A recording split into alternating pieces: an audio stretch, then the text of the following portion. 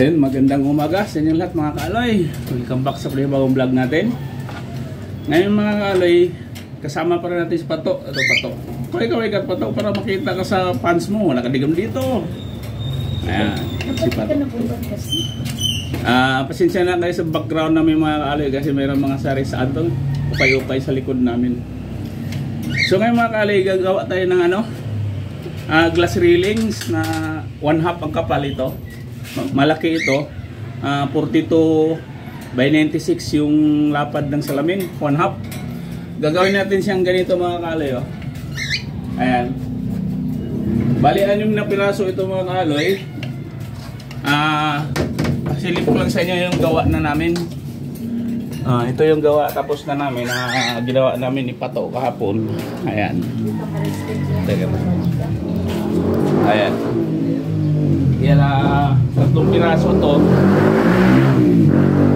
Linis na yan, may hasa na yan, makintab na yan. Isasalang na lang sa tempered yan. Kasi mga kaaloy, kung i-order ko kasi na tempered na lahat sa kanila yung salamin, mahal kasi abutin ito ng yung isa nito, abutin ng nasa kulang-kulang 12 mil. 12,000 kasi ang charge nila dito sana yung uka na to. Kada isang uka na ganyan is 1,000. Also ilang uka yan, di ba? Mahigit 30 na step kasi yan, sagdanan kasi yan. So sa charge pa lang, abutin na siya ng 30,000 mahigit. Wala, bukod pa yung presyo ng salamin. Kaya ang ginagawa ko, ako na lang nagtatabas tapos dadalhin ko na lang doon sa kanila. Ipapatempered na lang. Ang kondisyon nito mga kaaloy, sa kanila yung doon ko kukunin yung salamin, doon ko rin sa kanila ipatempered. Yun ang kondisyon namin para kumita rin sila. So yun, samahan nyo kami ni Pato na magtatabas. At paano gumawa nitong uka na to, diba? Ukain natin yan. So malaki ito na lang yung maliit na natitira. Yung tapos na yung yan. Tapos na yung diba? Ano ba yun? 4. 4, tapos na yung 4. 5 to, 5.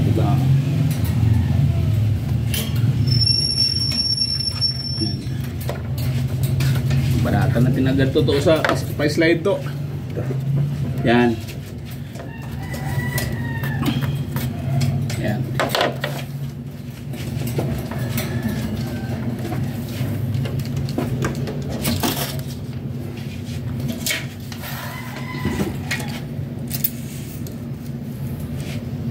Putulin muna natin ng diretso ito mga kaaloy kasi baka sumibat kasi slide kasi mahirap kasi pag-cutting ng yan.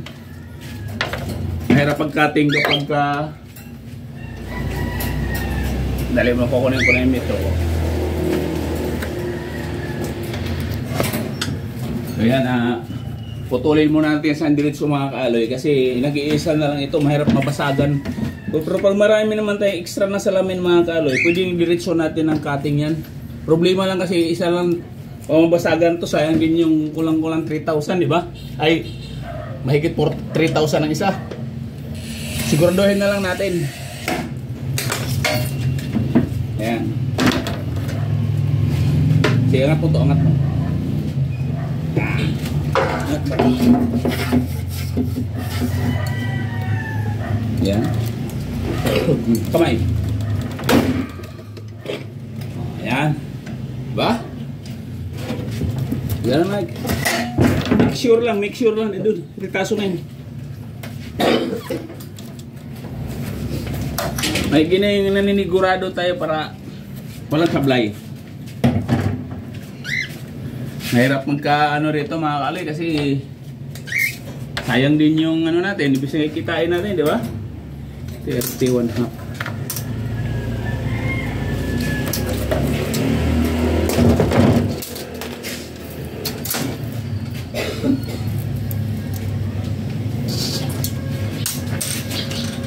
Medyo may kahirapan lang kung tabasin kasi makapal. 1/2 clear nga. kabigatan yung bara natin.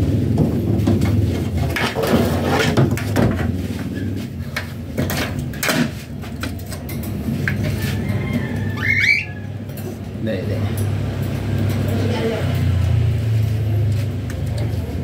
Dito pa naman madalas sumasablay pag huli na. Pag paghuli na.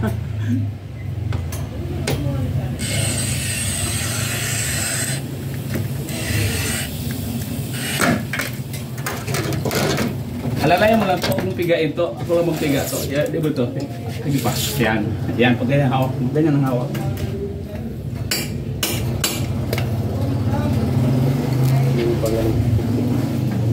So mga kaloy, pigain na natin itong 1/2 na to.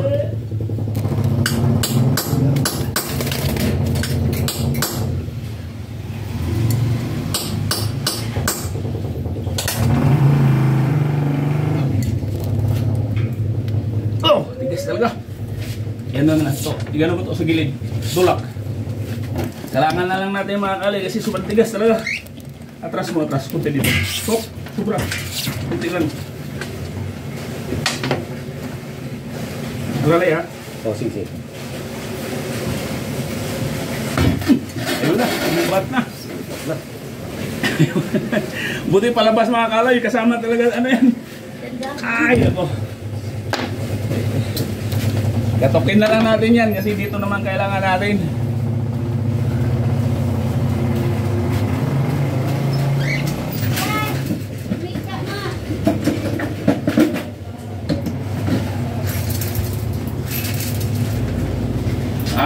Makukuha na rin sa tapyas yan. Kaya sabi ko, mas maganda talaga kung maniliguro tayo. Madali lang man tatukin ng akalo ito kasi may pang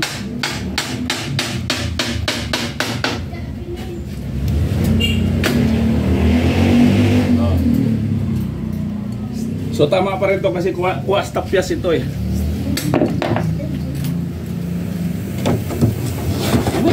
Pa naman eh. Ayan o. So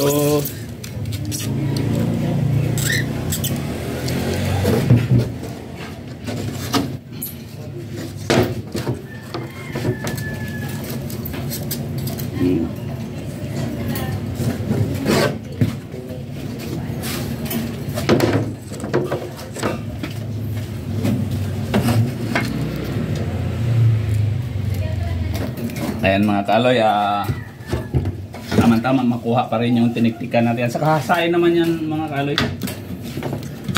Ayan, ito, ano natin, tiktikin na lang natin ito para sigurado tayo. Ano to? Yan, para hindi ba mabiyak eh. Ang hirap talaga pagka biglain. ayan, muntik na yun muntik lumabas lang. Pero pagka ano naman kasi mga kaloy, kadalasan lalabas talaga ang ano niya. Biyak, tulak mo to, tulak mo. Sige. Hop. Sige pa. Ayan. Ngayon, tuktokin na natin to para sigurado tayo. Bawasan muna natin mga kaloy. Huwag natin sagarin.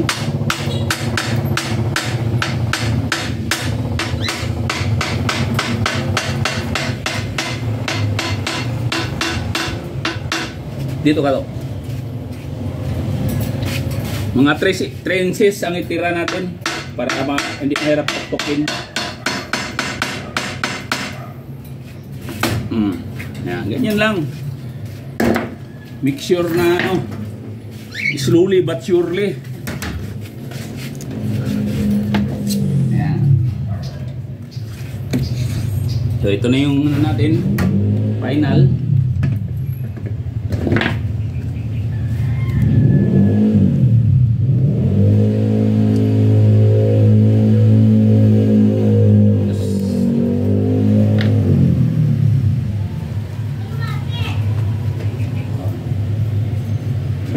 Ayan. Oh, ba't kumalaw? Kumalawin eh. Layo na yan.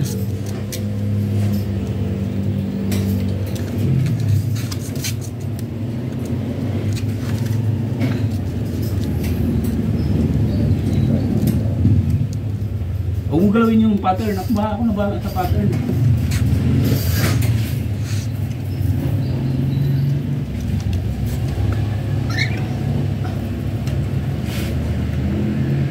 Yan. Ano ba yan?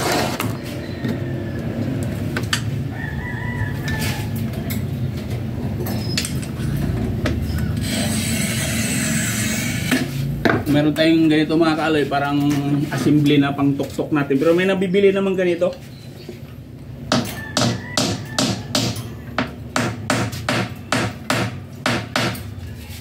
Tawag ng kulasin.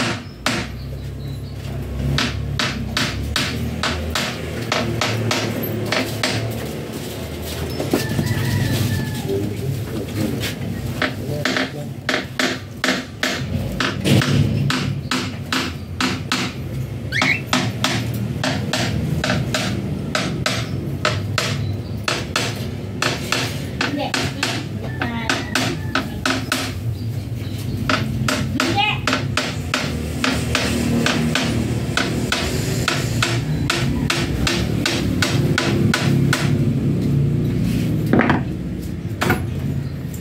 Mas maganda yung may konting sablay mga kaaloy para mayroong mga magbabas, di ba?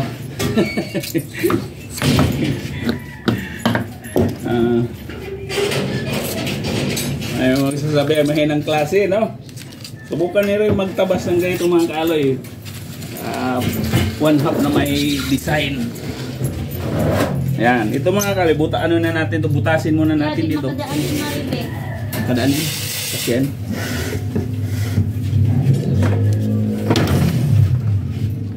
Yan. Dito na tayo sa ano, tatanggalin natin ito. So putol-putulin lang natin itong video na ito mga kaaloy para tingnan anong kumahaba yung video natin.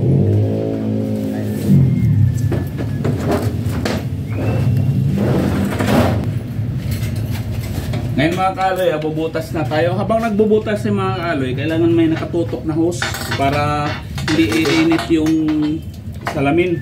Kasi pag uminit yan, magkaroon ng kunting lamat, babasag yun sa pagsalang natin tempered.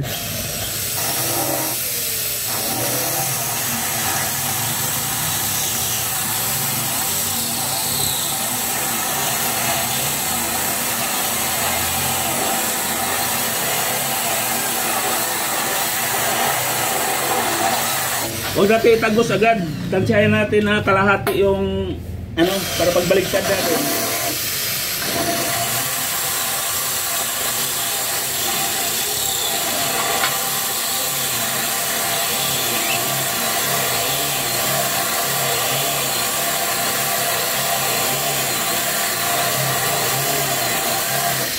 Yan.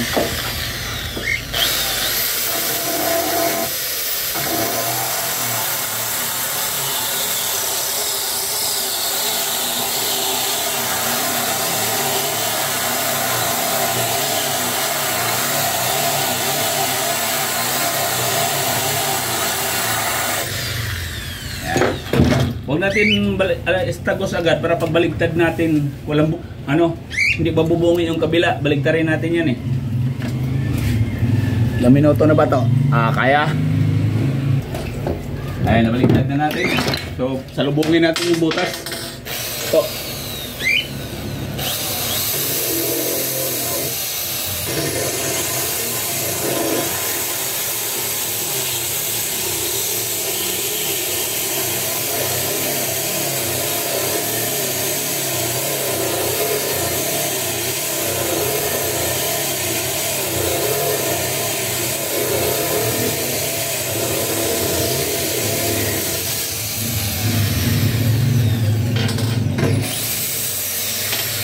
Yan, ganun lang oh. Kaya walang bungi.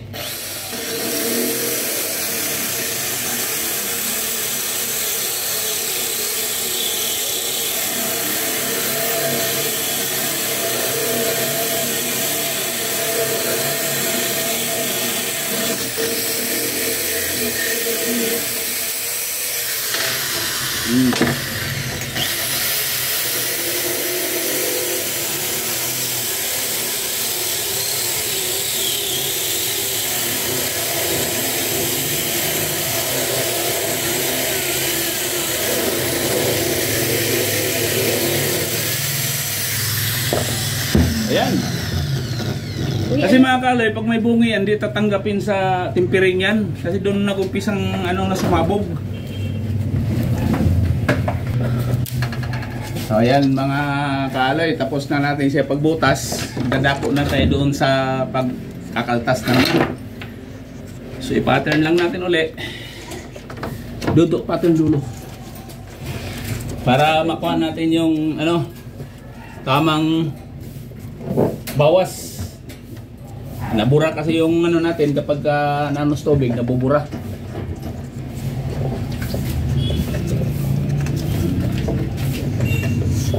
Ayan.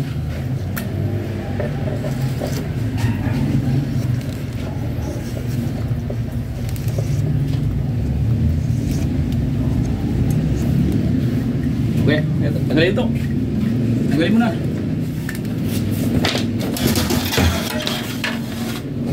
Yan mga kaibigan yung gawa. Ganito lang pag kaspas mga kaloy. Lano natin konti para doon sa clearance. Liitan natin konti dos butas para makapag-adjust tayo doon sa pagsalpak na natin.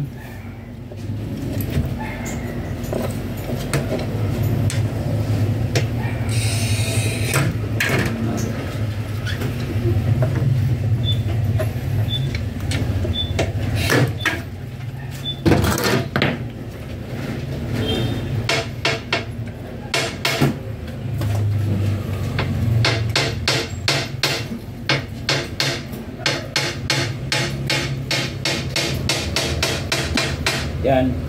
Pag nagtuktok tayo ng ganito mga kaloy, dito natin banda tuktokin dahan-dahan sa may bandang butas para madaling tanggalin.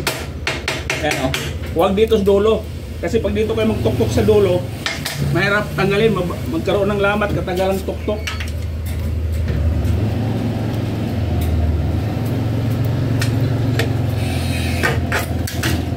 Yan. Dahil lang naman ito mga kaloy, kung gusto nyo makakatipid ng konti, ganito gawin ninyo. Gusto magtitipid.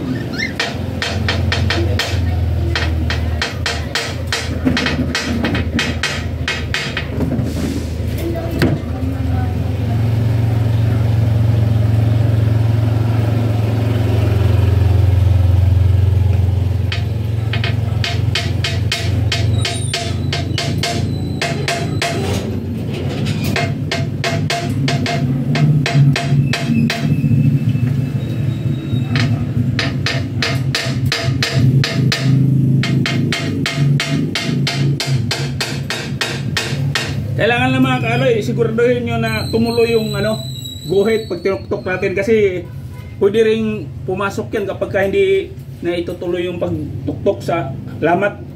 Yan o, dahil lang yan, tandaan lang.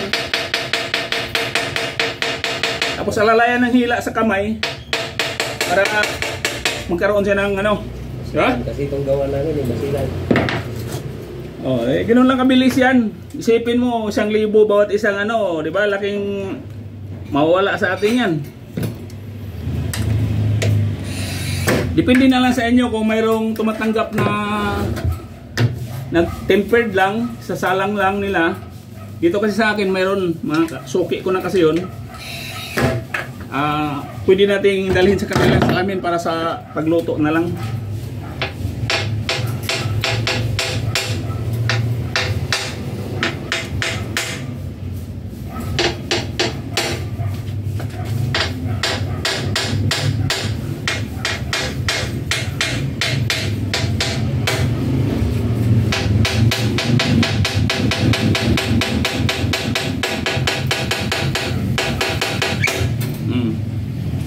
So, yan, ganun lang kabilis, di ba? Tapos tanggalin natin yung mga sobra-sobra, tapos sabay grinder na lang. Yan.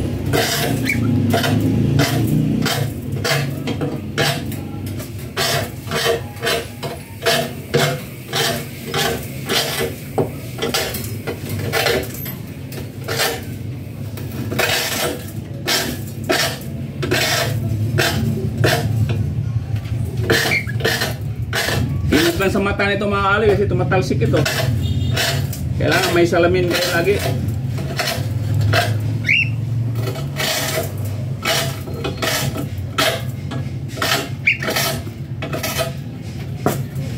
O yan, okay na yan. So ready to grinder na yan. Hindi ko na lang ipakita sa inyo yung pag-grind mga kaalay kasi masyadong maingay yan pag nag-ano tayong grinder, di ba? So hanggang dito na lang yung video natin. Sana panoorin nyo hanggang dulo. At huwag kalimutang mag-subscribe. At pa-share na din para updated kayo sa susunod pa nating mga video. So yun mga kaalay, hanggang dito na lang to. And bye-bye sa inyong lahat yan. God bless us all. Ba to? Bye-bye. Bye-bye. Bye-bye pa to. Bye-bye. Taga Maripipi, pag nakikinig dyan. Yan sa taga Maripipi yan. Shout out sa taga Maripipi. Kapragasan, usama, kakita. Yan. Bye-bye. Deliver na ng saging.